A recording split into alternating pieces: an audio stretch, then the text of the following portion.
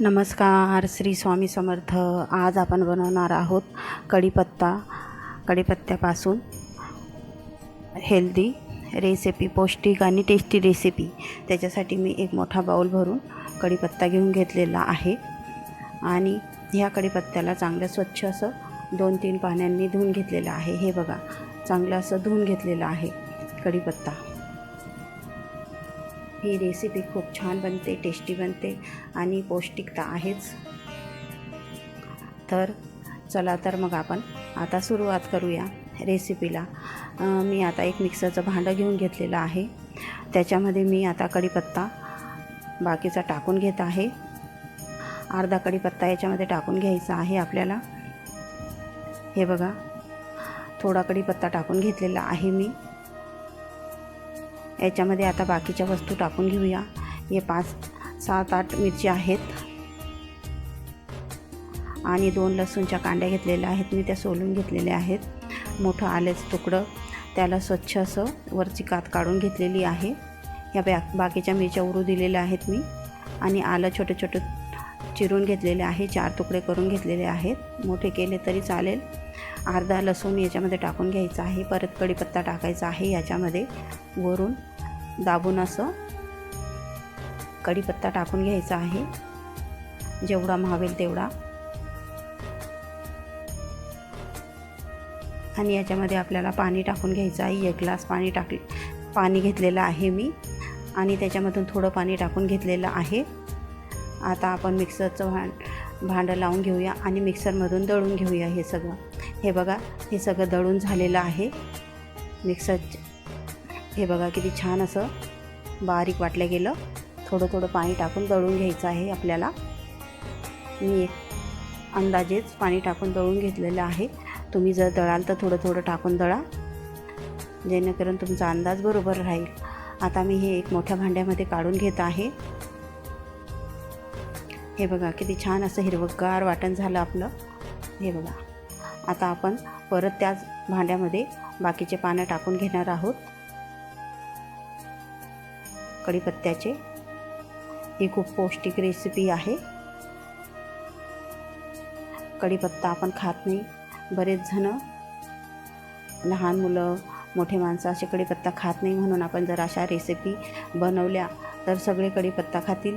कढीपत्ता खूप चांगला असतं आपल्या शरीरासाठी, म्हणून आपण अशा डिश बनवायला पाहिजे.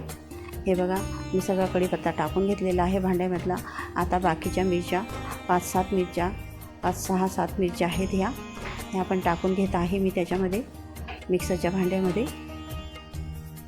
उरलेलं सगळं साहित्य आपण आता याच्यामध्ये टाकून घेऊया. लसूण, आलं सगळं टाकून घ्यायचं आहे.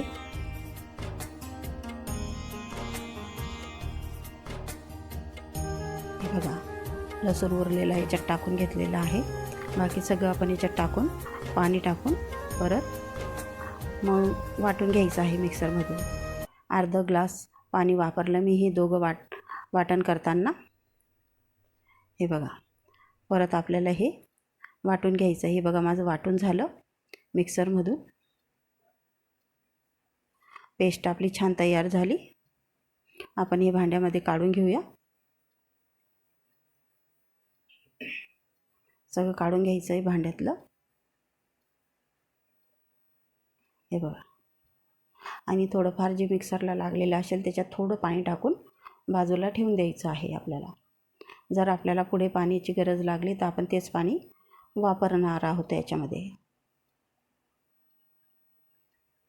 हे आपण आता बाजूला ठेवून देऊ पाणी टाकून. हे मोठं भांडं भरून मी पीठ घेऊन घेतलेलं आहे. 4 वाट्या पीठ आहे हे मोठ्या. याच्यामधून आपण थोडंसं बाजूला काढून ठेवू. एक मोठी वाटीभर पीठ घ्यायचं आहे डाळीचं.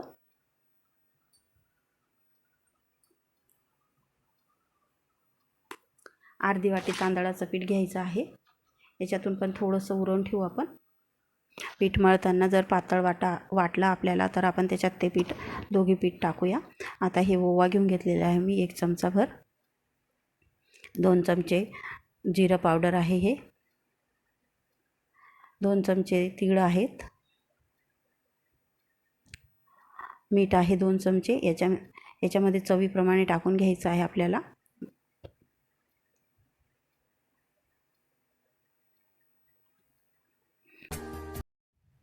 तेल घेऊन घेतलं आहे मी 2 मोठे पळी. त्याच्यातून थोडं उरवून ठेवायचं आहे आपल्याला. 1 चमचाभर पोहे खायचं. आता आपण हे सगळं मिक्स करून घेणार आहोत.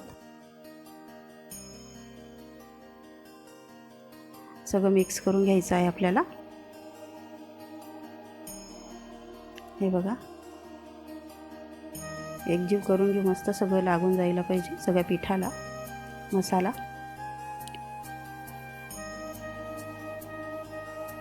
याच्यात त्या पाण्यामध्ये सगळं जे आपण वाटण केलेलं होतं त्याच्यातच मळून घ्यायचं आहे आपल्याला. वरून पाणी वापरायचं नाही आहे आपल्याला. हे बघा, जर लागलं असतं ते मिक्सरच्या भांड्यामध्ये थोडं पाणी टाकून ठेवलं होतं. एकदम थोडंच घ्यायचं आहे, जास्त पाणी नाही वापरायचं. हे बघा, आपल्याला याच्यामध्ये पीठ टाकायची गरज पडली नाही. तेवढ्याच पाण्यात होऊन गेलं आपलं. या वाटणमध्ये अर्धा ग्लास पाणी वापरलं होतं मी या वाटणसाठी.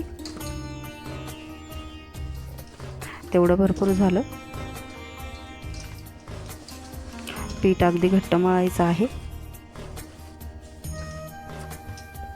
एकदम मस्त. हे बघा, छान मळून झालंय पीठ.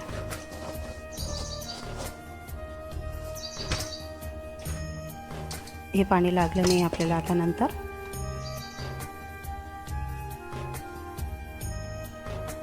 आता थोडं तेल लावून घेऊया आपण वरून पिठाला आणि मळून घेऊया परत.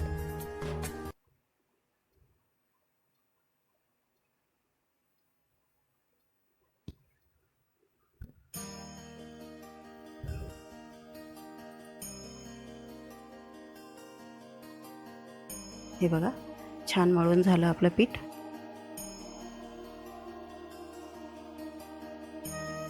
कडकच मळायचं आहे आपल्याला. ही एकदम टेस्टी रेसिपी आहे. पूर्ण बघा तुम्ही, तरच तुम्हाला पुढे समजेल.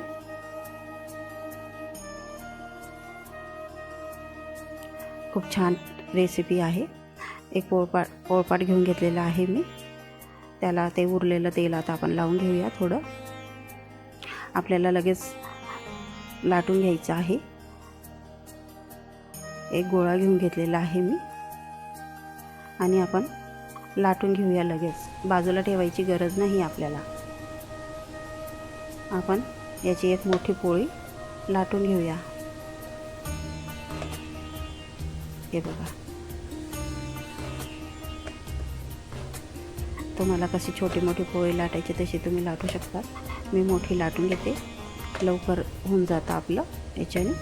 हे बघा, अशी मोठी पोळी लाटून घ्यायची आणि बारीक लाटायची अगदी पोळी. हे बघा, किती अशी बारीक लाटून घ्यायची, जास्त जाड राहू द्यायची नाही. माझ्या रेसिपी जर तुम्हाला आवडत असतील तर माझ्या चॅनलला लाईक करा, शेअर करा, सबस्क्राईब करा आणि कमेंट करायला विसरू नका. हे बघा, छान अशी पोळी लाटून झाली आपली मोठी.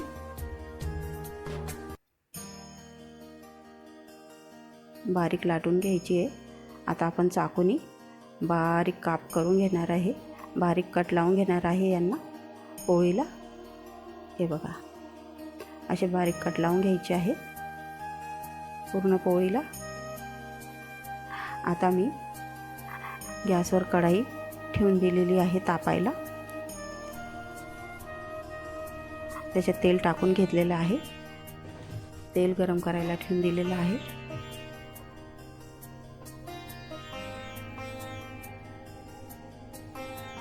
तेल थोडं कमी वाटतं आहे म्हणून मी अजून तेल टाकून घेत आहे.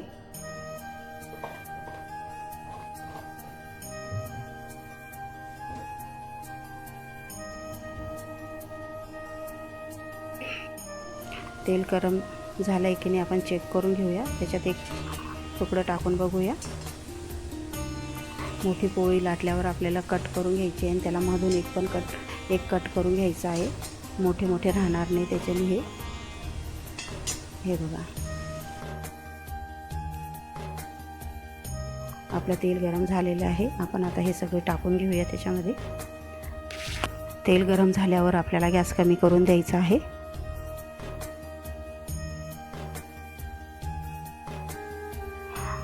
थोडे थोडे तळायचे आहेत आपल्याला, सगळं एकत्र तळायचे नाही आहेत. हे बघा किती छान वाटतात ना हे हिरवेगार असे, जसे की चवळीच्या शेंगा. मी यांना चवळाफल्ली असं नाव दिलेलं आहे. तुम्ही मला कमेंटमध्ये सांगा की याला अजून काय नाव द्यायला पाहिजे. माझी मुलगी याला तर कढीपत्त्याचे चिप्स म्हणते, मी कढीपत्ता चवळाफल्ली म्हणते. तुम्ही काय नाव द्याल याला मला कमेंटमध्ये नक्की सांगा. आपण यांना आता तळून घेऊया. कमी गॅसवरच तळायचे आहेत आपल्याला.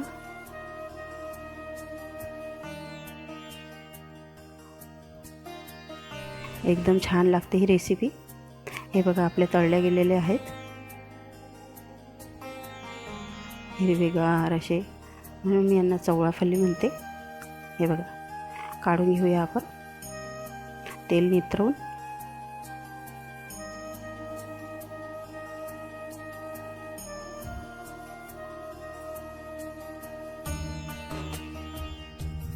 सगळे काढून घेऊया.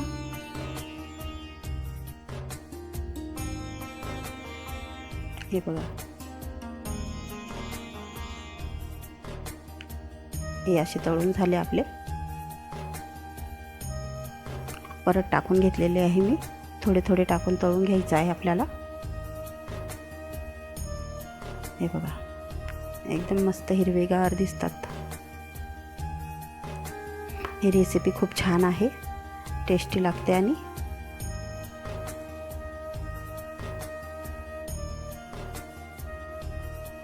खालीवर करून व्यवस्थित तळून घ्यायचे आहेत. एकसारखे चालवत राहायचं आहे आपल्याला. झाऱ्याने व्यवस्थित तळून घ्यायचे आहे. खालीवर करून घ्यायचे व्यवस्थित. हे बघा किती छान कलर आला. कमी गॅसवर रस तळायचे आपल्याला. हे मस्त तळून होतात.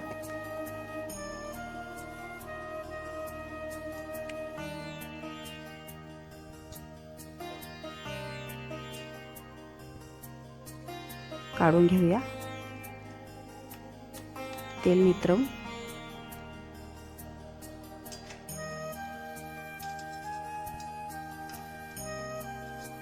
हे बघा सगळे काढून घ्यायचे आहेत. असे तळून झाले. परत टाकून घेतले आहेत मी. कमी गॅसवर तळून घेऊ. हे बघा तळून झालेले आहेत व्यवस्थित असे.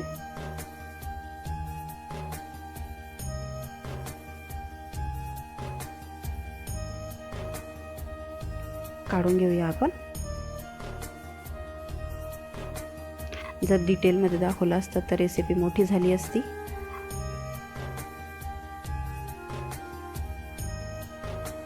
हे बघा काढून घेतले आपण सगळे. हे असे तळले गेले.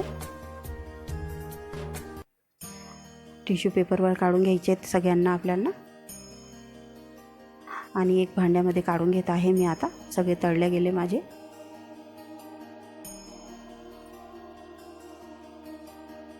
हे बघा सगळं एक मोठ्या भांड्यामध्ये काढून घ्यायचे आहेत. आणि तुम्हाला जर थोडे थोडे यांना आता आपण चाट मसाला टाकून घेणार आहोत. तुम्हाला जर थोडे यांना लावायचा असेल चाट मसाला, थोडे यांनाच लावा. बाकी स्टोर करून ठेवा.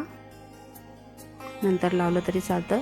तिखट टाकून देऊया थोडंसं, कारण माझ्या मिरच्या तिखट नव्हत्या. हे बघा आता आपण यांना मिक्स करून घेऊया.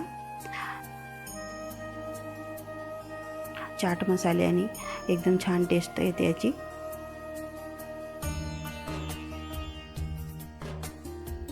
मिक्स करून घ्यायचे आहेत आपल्याला यांना चांगले. तिखट आणि चाट मसाला सगळ्यांना लागून जाईल असं. हे बघा खाली वर करून घेऊ व्यवस्थित भांड्यामध्ये. किती छान झाली बघा आपली रेसिपी. आता आपण एक बाउलमध्ये काढून घेऊया डेकोरेशनसाठी.